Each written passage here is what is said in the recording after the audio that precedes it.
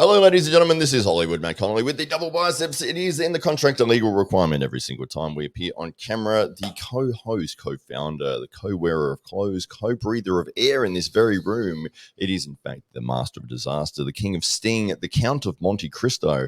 That's your favorite one, I know. It's Thunderlips, the ultimate male. It is the winner of the Dave Stockbridge of the Year award. There it is right there. It is, in fact, Dave Stockbridge. Stockbridge, welcome to your own Daily Combat podcast show. Well, thank you very much for that very, very warm introduction. As always, Hollywood Matt Connolly. And joining us today, we've got I guess, maybe the future DFC Lightweight Champion in Brandon White. And Brandon, thank you so much for taking time out of your camp in preparation for the title fight at DFC 16 and Apex Sport Fest 3 to join us here on the Daily Combat podcast. Thanks for having me on. So, Brandon, so is this the first title shot that you've had in your career thus far? Yes. So I did have one 2 years ago, but due to COVID, never got to get that opportunity again with that promotion. So this is going to go ahead. And did you feel like COVID had really put the brakes on your career and took a big chunk out of what might have been your best fighting years? Yeah, for sure. I mean, it will definitely be ahead of me, but I mean, when COVID sort of come out the other end, I think I was going to go back to the gym. It actually took a few of my teammates to get me pushed in and get me turned up to the gym to help a few other boys with a few other fights, and eventually you just find yourself back into it. So just went back to help the others, and before you know it, you're fighting for a belt. Okay, so it's so Brandon, in the lead up to this particular fight being your first title fight, have you approached it any differently to previous camps? Definitely, I've got a newfound motivation. I guess it's sort of when I found out that the title fight, a bit of a fire was lit underneath me, I guess you could say. So it's been grueling, it's been long, but I'm enjoying it. Everything's been perfect, man. Like, there's no injuries, there's no niggles. Yeah, it's definitely the best one I've had so far. Well, in the videos that I've seen pop through in my messenger, your form looks great. You're moving very, very nicely. For people that aren't familiar with the Brandon White style, how would you describe that? I come from a striking background. I have a bit of kickboxing behind me, so I guess that's what everyone knows. Round out the game and turn it into a full MMA style. So that's the goal. What's the end goal? In 2 weeks' time. And what do you know about your opponent in Louis the Junkyard Dog Pasin, also a striker? And so this seems to be building up, as Rich Warner would say, as a banger. So how do you feel like you're going to approach this? And what do you know about Louis? And how do you feel like your styles are going to clash there on the night? From what I've seen of him, his background, got very heavy hands as well. He seems like a big boy. So I haven't actually seen him in person, but packs a bit of punch behind him, which is interesting. I think we're just going to meet in the middle and collide out on top. It's going to be fun, this one. I'm actually really excited for it, because I know that if I down for 1 minute, that's all it takes. One shot could be it. So entire 15 minutes and make sure I walk away with the belt. What I love is when you get two guys who game plan, and they'll talk leading up to a fight about, how's the strategy in this? Yeah, I'm going to play it safe and and take my opportunities. And they get out in the middle and it's just like, bang, bang, bang. Well, that's what I'm hoping for anyway. Yeah, it could be fight of the night. Who knows? So. Oh, well, there's the Go Big award goes to Fight of the Night, and that's all supported by American Motors. So if you do happen to put on the performance of the night, you'll be walking away with a $500 check, all thanks to American Motors, maybe even a test drive to one of their Hellcats. So if you're hanging around Adelaide for a couple of days later, I'm sure the boys would love to see you down there. And Brandon, as you've been developing as a fighter, how is it? How have you found the financial side of things in terms of some fighters are now increasingly finding their way into coaching, others are taking big hiatuses off of work in order to dedicate themselves to a big fight like this? And how do you balance the responsibilities of deriving an income and maintaining the high level of professionalism that it takes of a title fighter like yourself? I'm still working full time. That's pretty labour intensive, as most trades are. Most fighters are usually trade. I still train 2 hours, 3 hours a night. It's it's what I've done since I've started fighting. Sort of used to it. Obviously, it's a bit hard to recover here and there, but I make sure I take the right strategies to ensure I can get there good for the next day. So yeah, for me, I'm just used to backing up after work days. It sort of screws me around, so I just work with what I have in front of me. Do you feel like that sharpens the sword and that it keeps your conditioning good all year round because you're in that kind of physical role and you don't have the same blowouts perhaps as those other fighters that might have, cruisier, less labour intensive work? Yeah, I'd say so. I'd say it definitely would.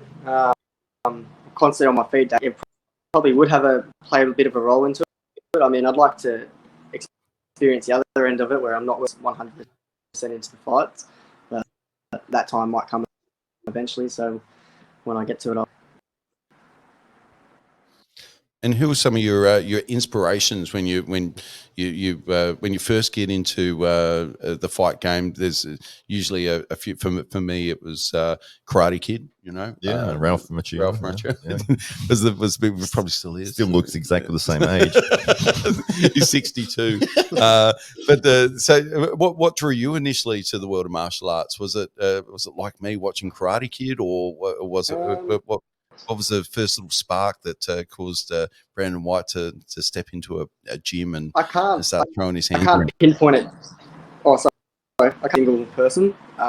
I've always just grew up sort of watching UFC when it was my dad obviously loved it too. So I would sit down and watch it with him. That's probably what got me into it. But fighters out there now, obviously the Aussies, he's got Volk with his championship mentality. It's hard to go past him, obviously. All the way he just handles himself publicly, which is great. That's kind of want to back myself onto that. Who have you got picked for this weekend's fight, by the way, with Makhachev and Volkanovski? I think, yeah, grind decision out. Yeah. And do you have anybody whose style you've kind of based yourself on, or have you found that you've been able to kind of move into your own groove? No, not really. Not anyone that I've studied or anything. I kind of just work with more of my own style. So no one that I can pinpoint as well. I don't try and take little bits from their game and stuff. I just try and do it all myself. And yeah. What favorite moment of your fighting career thus far that you've had? Favorite moment. Probably it'd definitely be your first win, I guess. There's no better feeling than getting your hand raised, and that was by TKO. So that was awesome. And do you remember what it felt like walking out into the crowd for the first time, walking out of the race and hearing? Was it a hometown fight that was your first? Yeah, my first one was hometown, so I had all my friends and family there, about 50 of them, which is good. Nervous, man, fucking super nervous. It's like in the back, like still wrapped up, having to go to the toilet numerous times. I can't imagine it. But each one is not as many nerves now. Obviously, going to fight week and then all the stuff on the night, I'm able to control it. It's so much better than the first time. Have you had the experience yet of walking out into an unfriendly crowd where there's just no reaction when your name's called, and it's like the opposite of that first time when you've walked out in front of the crowd and the crowd's gone wild, and this time around you've walked out and you can hear a pin drop and somebody ordering a drink at the bar and somebody's mum booing you. Yeah. Have you had that experiences yet?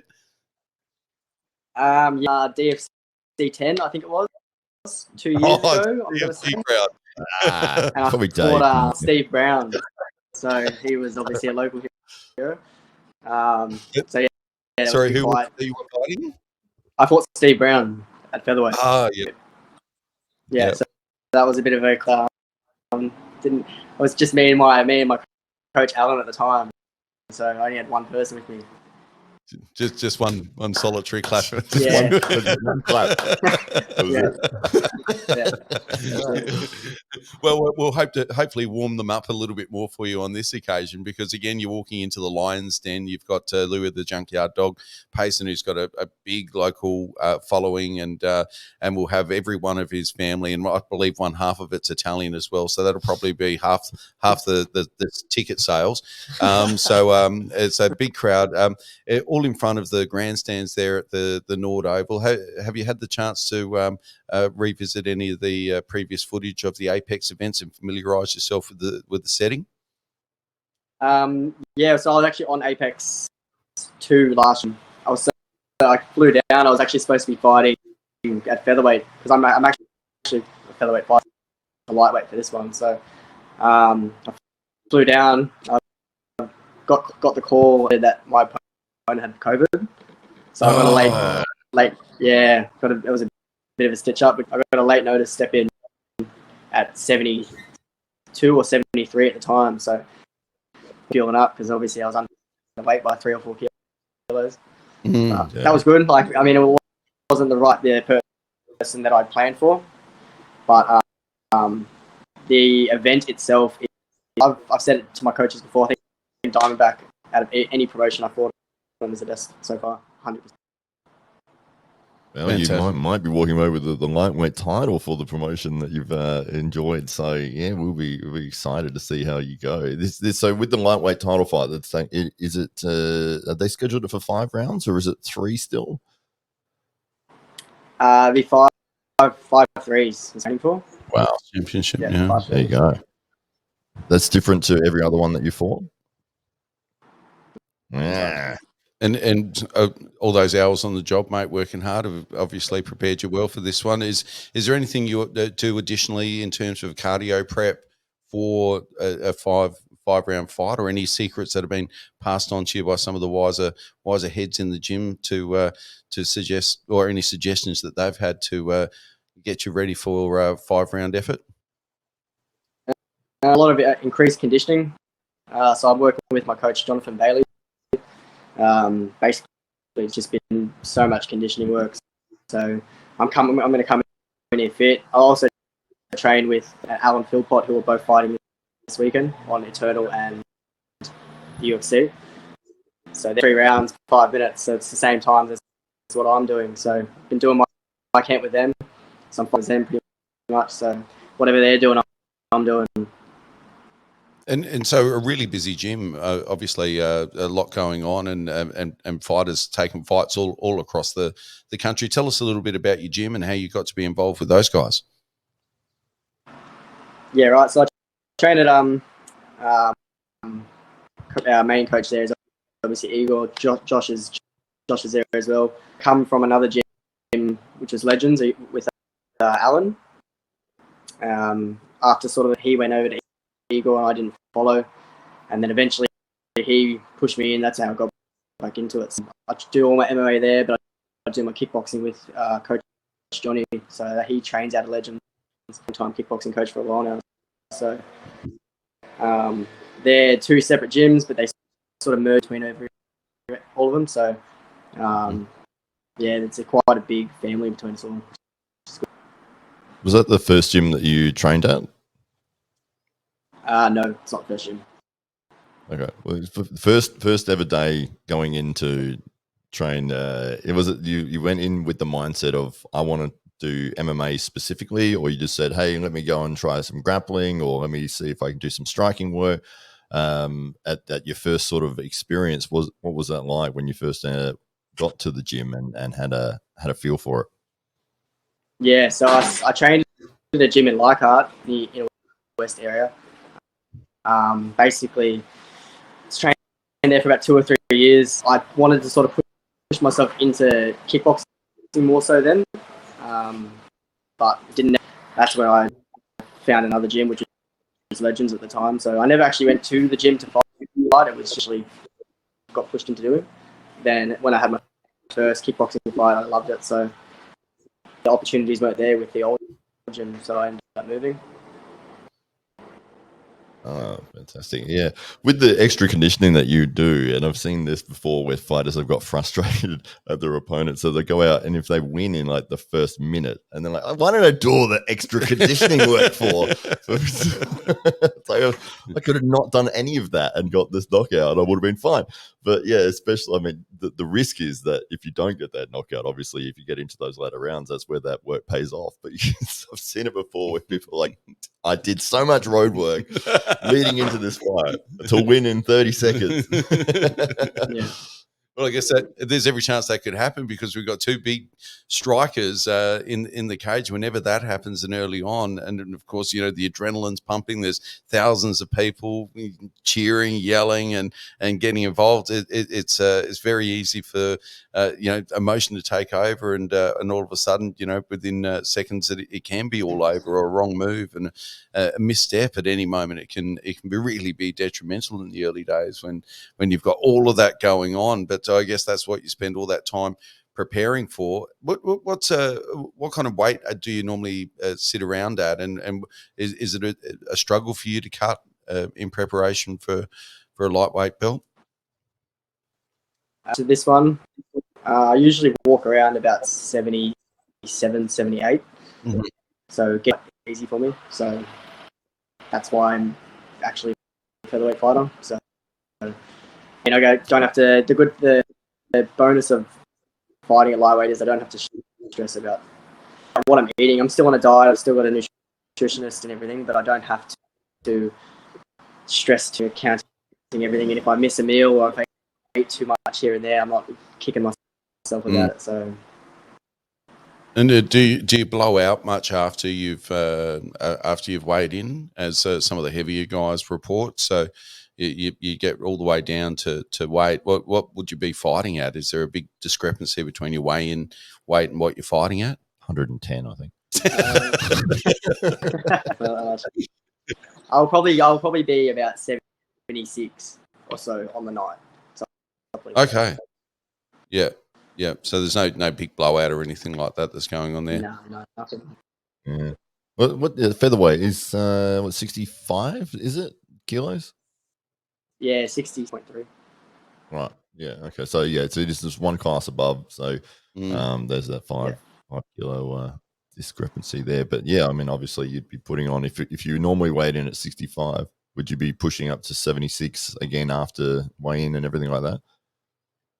Yeah, I'd be getting close to maybe 4. I think the biggest I got after one was 75.5. So yeah, that's jump over 24 hours. So, any secret strategies you want to share? We won't share them with Louis or anything like that, of course. What exactly are you going to publish do? them? Yeah, what's your exact game plan? Not that Louis was asking earlier; he just really wanted to know. Louis, come out So, any game plan, any strategy, anything you'd like to even put out there, even if you want to bullshit a little bit, just to lead him astray, and anything there that you've got any thoughts going into the big matchup? As he said, I don't want to give away too many secrets. Flying hurricane spin kick. The very first 2 seconds. This DFC knockout. European. Jean-Claude Van Damme style. Yeah. Like it. Good strategy. Oh no, I don't do too many secrets, but I've sat down with the coaches. We've watched a bit of footage on him, so I'm going to work out how we're going to counter what he's going to bring.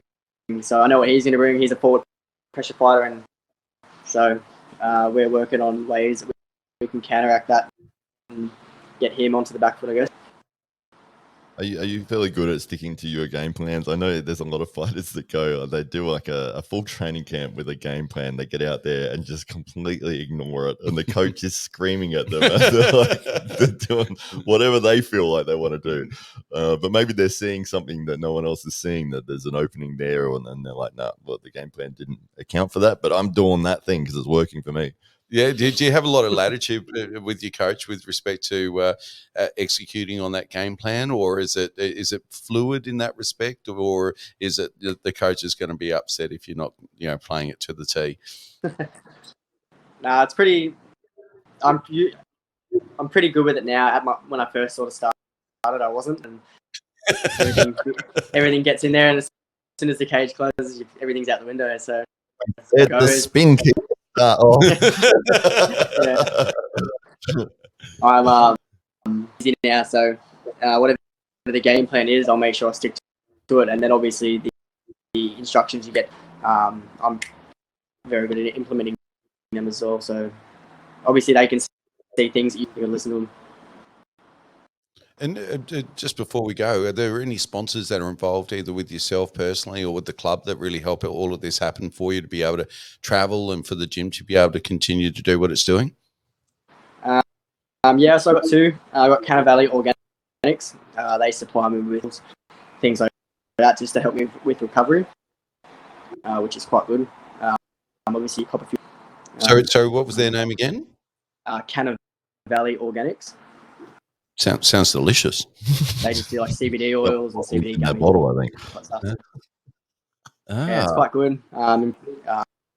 Aids me with recovery in terms of all inflammation, because as you know, shin to shin inflammation is pretty bad. So yeah, they're helping me along the way, and so they're just my local barber right down the road. So they're helping me as well throughout camp, which is good. That's brilliant. Fantastic. And, mate, we're really looking forward to seeing you at the Apex Sport Fest 3. It's at the Nord Oval on the 25th of February. If you happen to be in Australia, where you can still buy tickets now by going to diamondbackfc.com. Of course, if you're unable to be here personally, you can still join us on the live feed, which is on Fite TV, and you can head over there right now and book your pay-per-view. So if you want to see Brandon White walk away with the belt at DFC 16. Well, there's two ways in order to do that. Get your tickets now or head over to Fite TV and make sure that you don't miss a second, because my belief is if you do happen to miss a second, if you do happen to blink with either of these two guys in the cage, then you are every chance of missing out on one of the most exciting fights that's going to be broadcast in Australia this year. So, Brandon, we wish you all the very best of luck with the final 3 weeks of preparation, and of course look forward to seeing you here in Adelaide on the 25th of February. Thank you very much for having me on. I'll catch you guys when I get down there. Cheers. Absolute pleasure, Brandon. Thank you very much, and we'll look forward to seeing you here. And for all those that are listening, of course, get behind Brandon. He's I got a feeling his fans are going to be somewhat outnumbered. So if you've seen Brandon here, you like what you're seeing, and you're coming to DFC, make sure you do stay in the grandstands and support him, as he is going to be fighting for that lightweight belt. And Hollywood, Matt Connolly, any final thoughts? Look out for the Jean-Claude Van Damme spin kick as 2 seconds into the fight. That will happen. It's a guarantee. I think that was a Daily Combat exclusive. And so we'll pass that on to Louis Pasin. And all the very best of luck, Brandon White. Thank you very much for joining us, mate. That's great.